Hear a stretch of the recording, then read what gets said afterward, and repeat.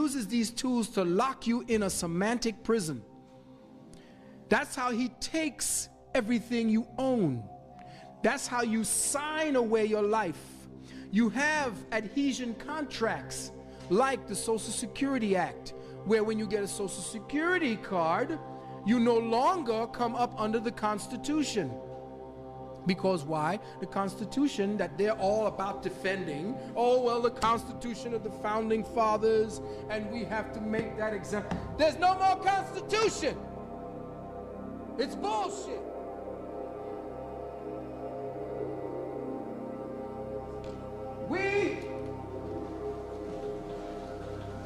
And Moses will be there. We'll be back to him. We were supposed to be a republic. That's what the Founding Fathers said. I pledge allegiance to the flag of the United States of America and to the republic for which it stands. Did they say to the democracy for which it stands? No, because when you deal with democracy, well, we want to say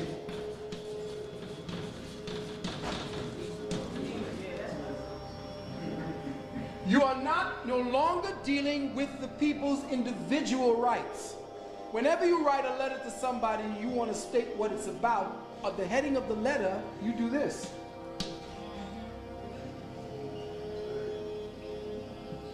It is no longer about the public. We are no longer a republic. You are a democracy. Now, here's why I can't understand why the hell any of you Negroes want to go out and vote.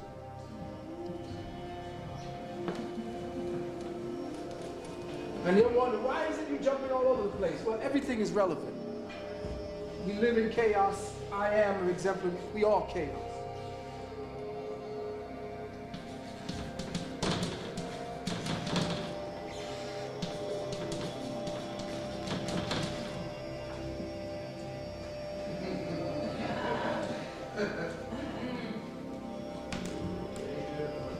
Wordology.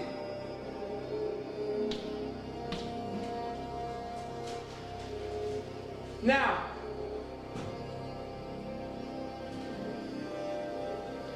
when you are in a republic, it is each individual's rights.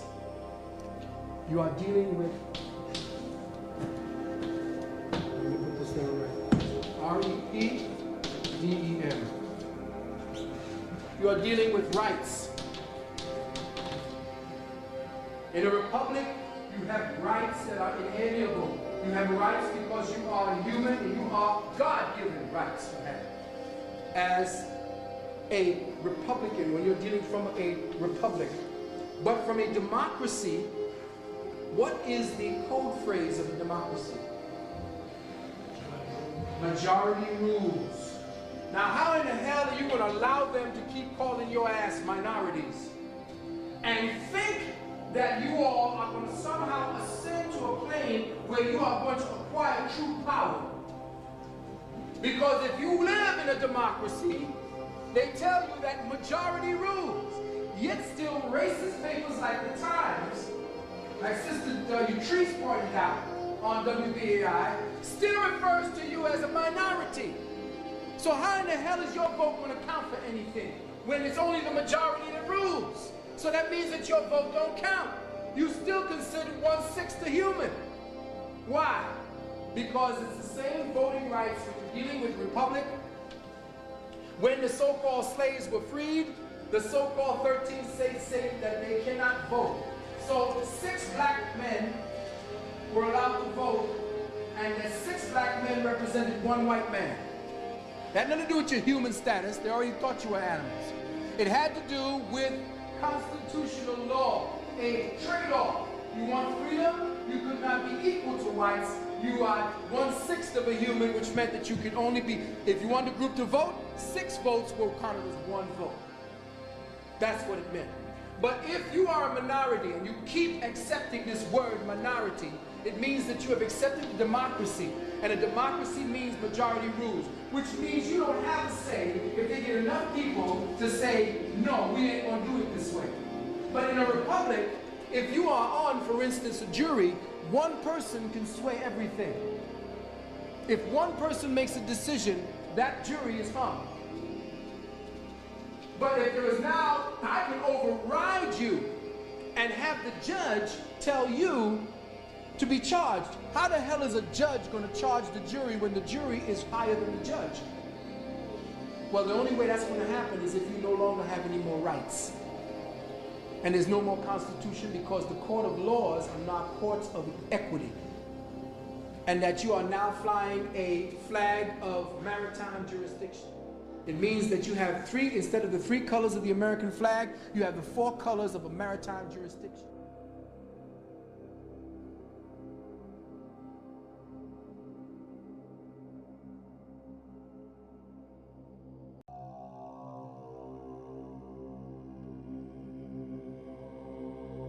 There are no more judges. There are only magistrates that are dealing with Brother Moore knows, dealing with the bankruptcy of the United States. And again, there's a difference between the U.S. and the United States of America. United States of America, small u, small a, small u, small s, capital A, and the U.S. are 2 different things. The U.S. is a corporation only. And if you want to be part of the corporation, when you sign and get an adhesion contract like a Social Security or a driver's license or any of those, it means that you are complicitous in the bankruptcy and that you are promising to pay back that damn thing that's owed to these fucking bankers overseas. Right, do you want to do that? That's fine. You have no more rights, so you can't go into the court of law and say, Judge, I want my constitutional rights. Why? Because he will hold you in contempt. If you have a Social Security card, you cannot ask for constitutional rights. That's why they can pull your ass over if you have a driver's license and then pat you down, lock you away, do whatever they want, because it's a police state. You get ready for it, because it's going to get real rough within the next year. Trust me. But we are not a republic anymore. We were supposed to be a republic. We are now a democracy, and a democracy came into charge because your boy, what's the boy from 1931? Roosevelt sold your ass down the river. Yep. You see, there are 2 kinds of law. This is a subject I love. I've been talking about this for years. There are 2 kinds of law on the earth that rule the whole world, but most people don't know that.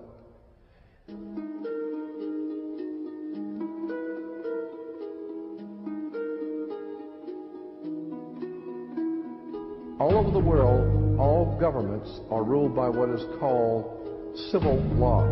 Civil law goes back to a Latin word, civili, which goes back to the word illy. Oh God, I mean, you could go on for hours on this stuff. Civil law, which is called in all countries the law of the land. So you'll say, well, you can't do that because that's against the law of the land. The law of the land is civil law, Roman civil law, the law of the land.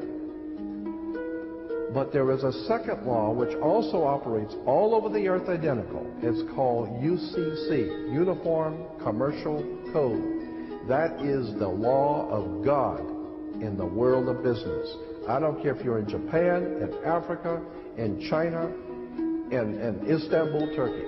If you have a company, if you have a corporation, if you are doing business where you buy and sell and make money, you are operating on this earth under something called UCC, Uniform Commercial Code.